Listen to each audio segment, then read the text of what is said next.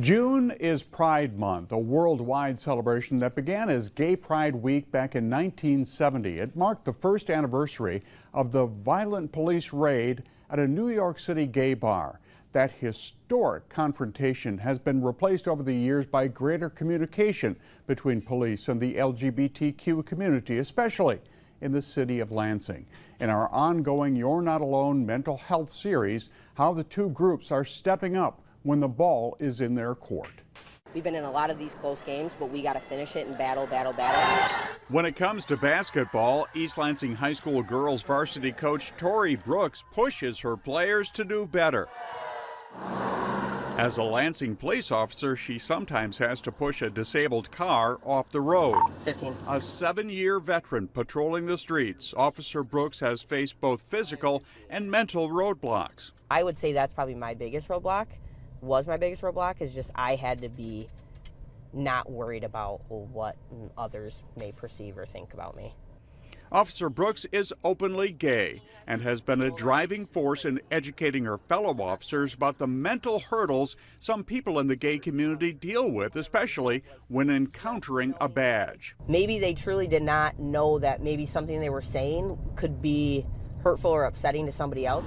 Educating her colleagues about LGBTQ name and gender pronouns to take the mental anguish out of a police encounter isn't lost on her boss, Lansing Police Chief Ellery Sosby. So anybody that comes and champions that and is willing to step up and be the face of not only LPD but the gay community is very honorable. Chief Sosby's proactive approach to building a bridge with Lansing's gay community began 2 years ago, when dozens of officers took part in a week of sensitivity training. We wanted to make sure that the LGBTQ plus community understood that we were sensitive to their concerns.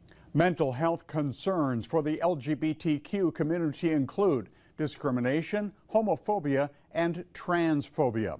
All might be contributing factors to a survey done by the Trevor Project, which says LGBTQ people are incarcerated at 3 times the rate of the general population. We thought the Lansing Police Department was great. Linda Sarnelli is chairperson of Suits and the City, a networking organization that promotes the interests of the LGBTQ community in mid-Michigan.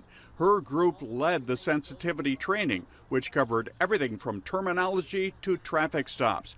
An open line of communication all about raising awareness.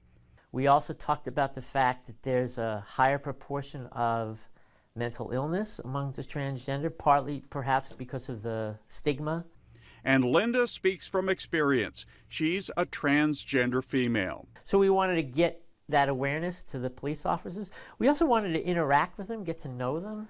Linda says the sensitivity training revealed just how many members of LPD are also members of the gay community, like Officer Tori Brooks. Sometimes openly gay people feel more comfortable talking to somebody that identifies like them, right? Whether it's fighting crime or fighting the stigma of being part of the LGBTQ community, Officer Brooks has a simple message. I do just want people to remember, like, we're no different than anybody else.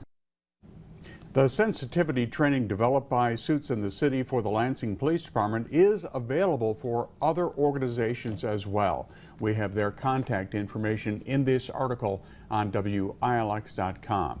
And if you or someone you know is struggling with their mental health, we have a comprehensive list of mental health resources. Just scan the QR code on your screen with your smartphone.